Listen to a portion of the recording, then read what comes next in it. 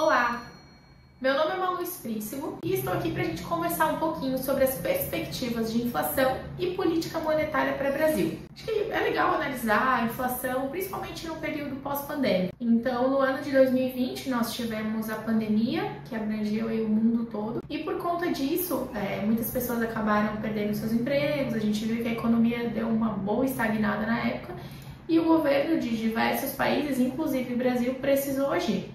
Agiu basicamente disponibilizando recurso financeiro para a população. Aqui no Brasil nós tivemos o auxílio emergencial.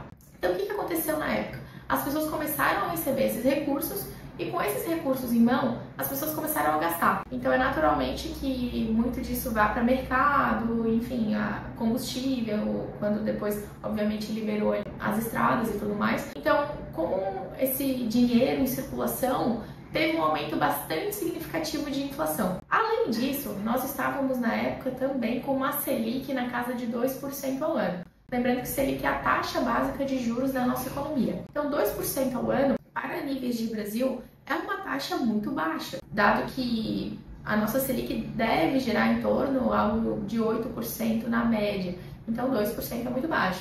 Então você tinha esse auxílio emergencial, possibilitava a população utilizar e comprar recursos com esse valor, e além disso também tem essa taxa de juros baixa que fomenta o consumo. Então o que a gente viu na época? Uma inflação disparando, então tivemos uma inflação bastante grande, e por conta disso o Banco Central precisou interferir e teve que subir juros aí para justamente conter essa inflação. Então o juro subiu drasticamente. Hoje, abril de 2025, estamos com uma Selic na casa dos 14,25, então, e com uma meta de inflação na casa dos 3%, e estamos bem aquém da meta. Hoje, se pegarmos a inflação acumulada dos últimos 12 meses, ela gira em torno de 5%, e a tendência, segundo o Boletim Focus, emitido na última segunda-feira, dia 4/4 de 2025, a inflação projetada para o final desse ano é de 5,65, ou seja, ainda teremos um aumento.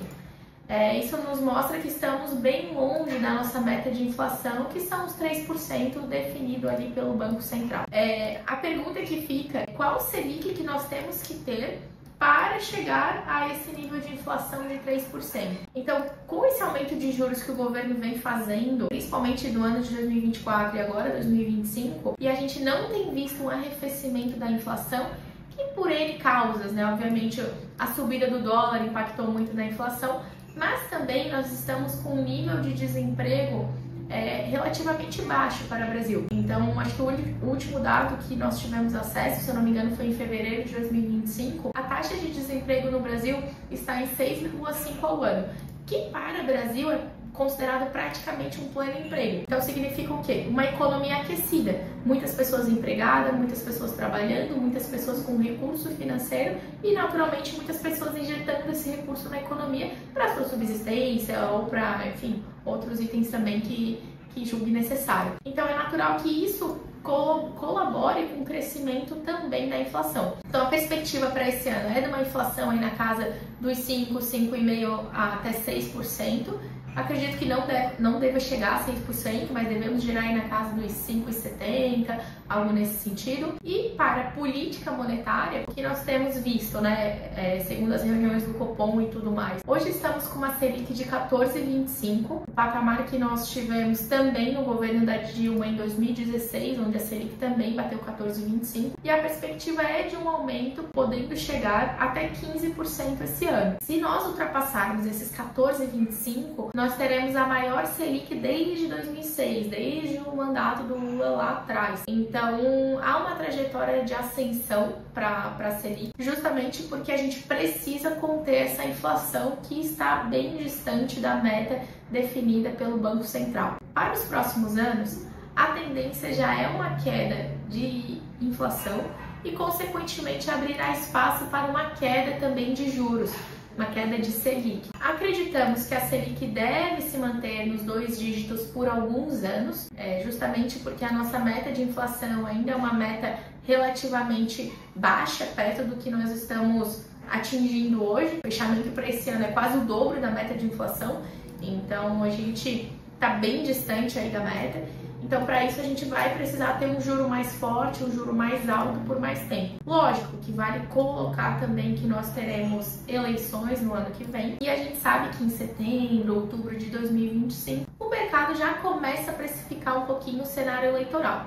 E cenário eleitoral vai mexer bastante com a economia, não somente com a Bolsa de Valores, mas com a curva de juros, com a tendência de inflação, com a tendência de CDI, enfim, tudo isso acaba sendo bastante sensibilizado no momento eleitoral. Além disso, vale colocar também o cenário externo, porque principalmente nos Estados Unidos, tivemos agora o tarifaço imposto pelo Trump, e é importante a gente ver quais serão os desdobramentos disso também para a nossa economia. Os Estados Unidos são a maior potência econômica do mundo, detém aí em torno de 70%, 60% a 70% do mercado de capitais, então isso também deve atingir o Brasil de alguma forma. Então o ideal é estarmos acompanhando os próximos passos, e você que está nos assistindo, conte conosco, conte com a Monefica, que a gente com certeza vai poder te ajudar a se preparar para esse novo cenário.